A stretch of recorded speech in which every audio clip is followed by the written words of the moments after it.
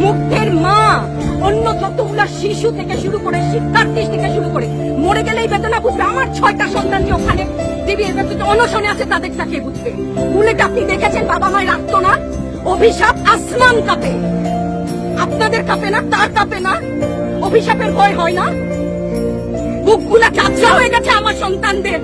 Rubber bullet বলবেন, কি বলবেন? এগুলো অস্ত্রের মুখে দাঁড়িয়ে আছে। আমাদের পয়সায় কেনা বুলেটে আমাদের সন্তানদের আপনারা বুলেট ছুটছেন। আর কত? পুলিশ ভাইদেরকে বলি, ভেতরে তো আপনিও মানুষ, পুলিশ ভাই বলি না, ক্ষমা করবেন, মুখ থেকে বার হয়ে গেছে। তাদের ঘরেও সন্তান আছে, তাদের খোলসের ভিতরেও মানুষ। যারা এখনো ঘরে আছেন তারাও জানেন আর কতদিন ভয় পাবেন। ভয়েই থাকে। একটা মারবেন 10টা আসবো, 10টা মারবেন লক্ষ আসবো। সারা দেশের মানুষ, মা বাপ সব একসাথে দাঁড়াবো। ওদের সন্তানকে মানুষ করার জন্য আমাদের কাছে, শিক্ষকদের কাছে পাঠিয়েছিল।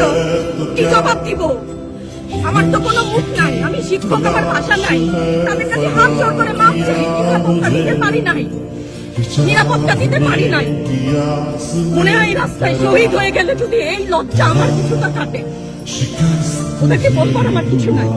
আমি হিজাব পরি বলেন আমি হচ্ছে গিয়ে জঙ্গি, আরো বলেন না যারাই প্রতিবাদ করছে জঙ্গি। হ্যাঁ, 71-এর সময় জঙ্গি এক যদি চেহারা অমন হয়, 24-এর জঙ্গি চেহারা এরকম হবে। তাহলে দল করলেই কেন দল করার এটা স্বীকৃতি দিতে হবে? দল করলে ক্ষতি।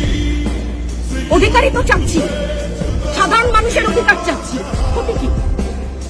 কেন বারবার আমাদেরকে এই কথাটা শুনতে হয়? এই বিভাজনের সুযোগ তো তারা বারবার নিয়েছে। আবার কেন? পিছু হটবা না, ভয় পাবা না।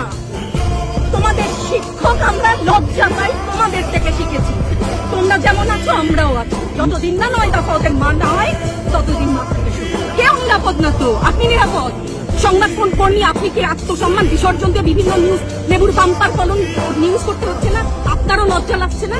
আত্মীয় স্বজনের কাছে মুখ দেখাতে পারছেন না তো? আপনার হয়ে আমি লড়ছি, আমাকে সহায়তা করুন। Thank you.